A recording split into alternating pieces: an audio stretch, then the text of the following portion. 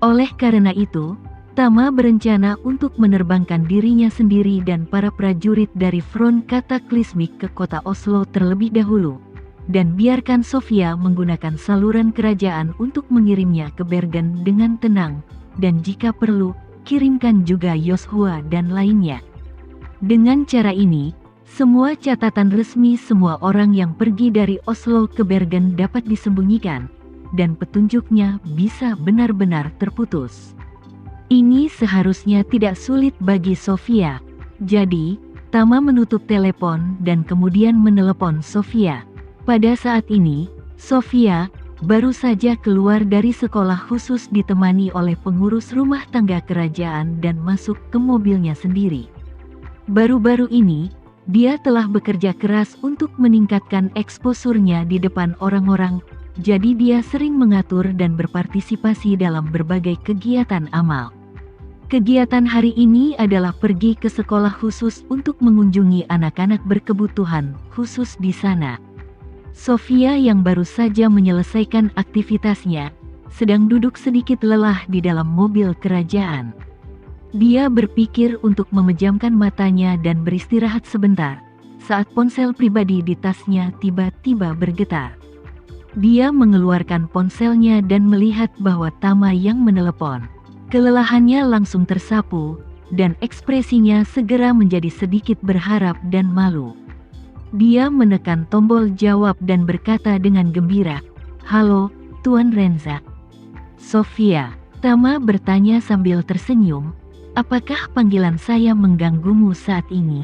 Sofia dengan cepat berkata, "Bagaimana mungkin, Tuan Renza? Saya tidak merasa terganggu sama sekali. Anda bisa menghubungi saya kapan saja." "Bagus kalau begitu." Tama langsung ke intinya, "Sofia, saya menelepon karena saya ingin meminta bantuanmu."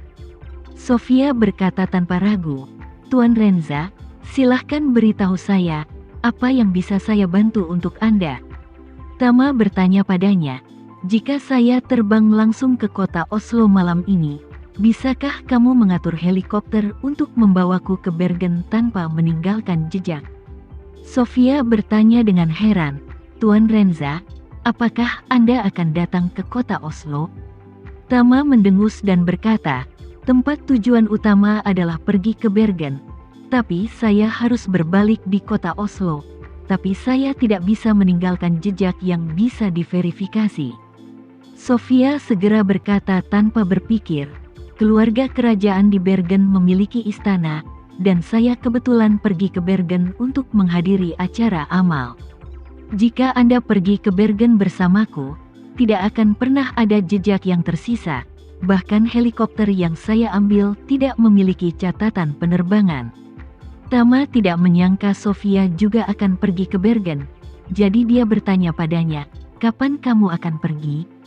Sofia menjawab, "Saya bisa melakukannya kapan saja, selama saya bisa mencapai Bergen besok."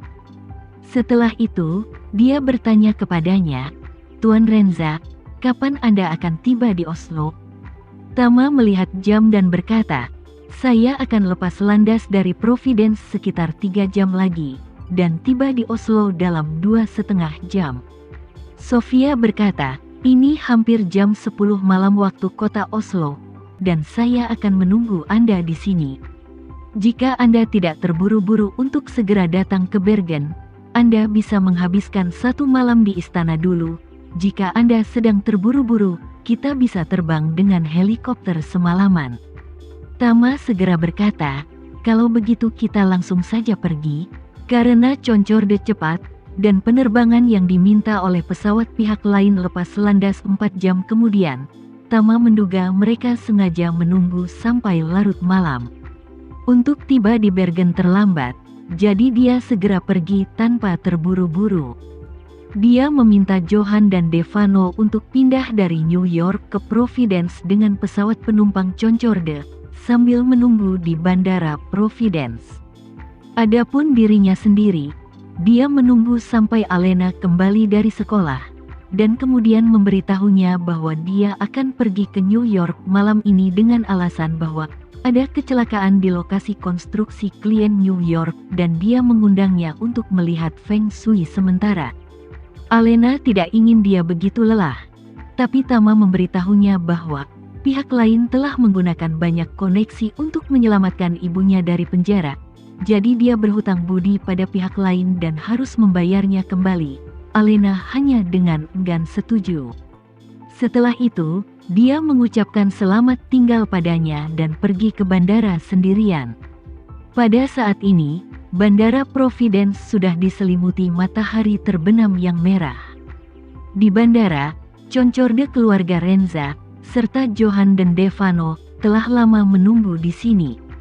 Setelah Tama naik ke pesawat, Devano segera melangkah maju dan berkata, "Tuan Renza, kita sudah berbicara dengan pilot. Kita bisa lepas landas kapan saja."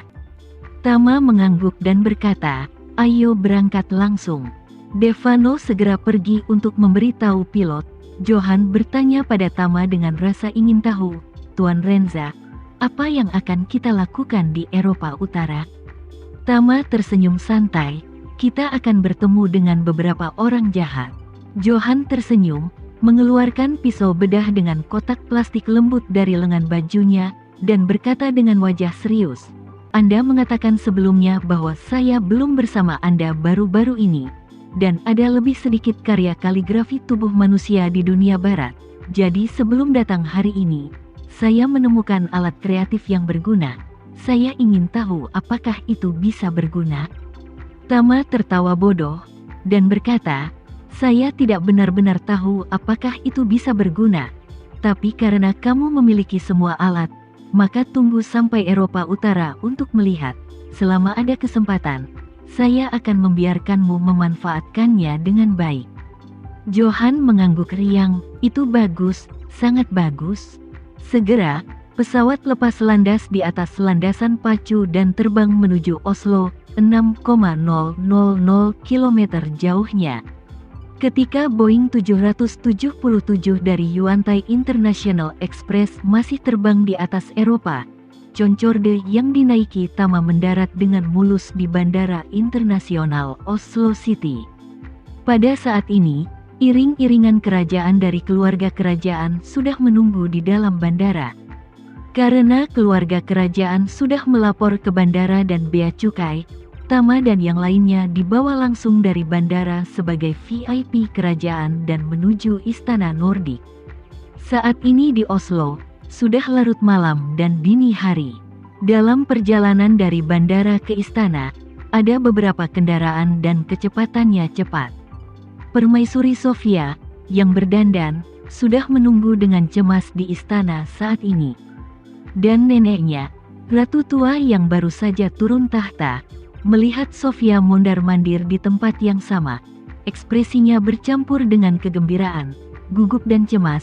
Dia tidak bisa tidak berkata, "Sofia, apa yang kamu bicarakan tentang Tama? Apa kamu belum berubah pikiran?" "Apa, berubah?" Sofia tiba-tiba berhenti dan berkata kepada ratu tua dengan wajah serius, "Nenek, pikiranku tentang Tama tidak akan pernah berubah dalam hidupku." Sang ratu mengerutkan bibirnya, ragu-ragu sejenak, dan kemudian berkata, "Sofia, kamu pasti tahu betul dalam hatimu bahwa sulit bagimu dan Tama untuk bersama. Bukan hanya dia sudah menikah, tetapi kamu juga sekarang adalah ratu suatu negara. Suami masa depanmu hanya bisa menjadi anggota keluarga kerajaan Eropa atau bangsawan klan. Jika tidak, orang-orang tidak akan menerimanya." Sofia berkata dengan tegas, "Nenek, aku sudah lama menyatakan posisiku tentang masalah ini. Jika aku benar-benar beruntung bersama Tama, bahkan jika orang-orang mengangsaiku sebagai orang berdosa, aku bersedia." Ratu tua bertanya tanpa daya, "Apakah kamu tidak peduli dengan citra keluarga kerajaan?" Sofia menggelengkan kepalanya dan berkata dengan tegas, "Aku sudah membuat dua rencana untuk masa depanku. Jika aku bisa bersama dengan Tama, maka aku bisa menyerahkan tahta atau bahkan melepaskan status kerajaanku kapan saja. Jika aku tidak bisa bersama dengan Tama, maka aku akan melajang selama sisa hidupku, dan aku akan melakukan yang terbaik untuk warga-wargaku. Jika kamu benar-benar lajang selama sisa hidupmu, siapa yang akan mewarisi tahta Nordik di masa depan? Ratu tua bertanya. Sofia tersenyum dan berkata, "Tidak apa-apa, ketika saatnya tiba, aku akan pergi ke negara lain dan meminjam seorang pangeran atau putri untuk menggantikan tahta." Ratu tua berkata dengan serius, "Itu adalah pilihan terakhir, karena kalau begitu, keluarga kerajaan Nordik tidak akan bermarga Johnson." Saat dia berbicara, dia cemas dan berkata, "Ngomong-ngomong, Sofia, kamu tidak mengatakan sebelumnya bahwa jika Tama bersedia, kamu bersedia memberinya seorang putra. Apakah itu bagus?"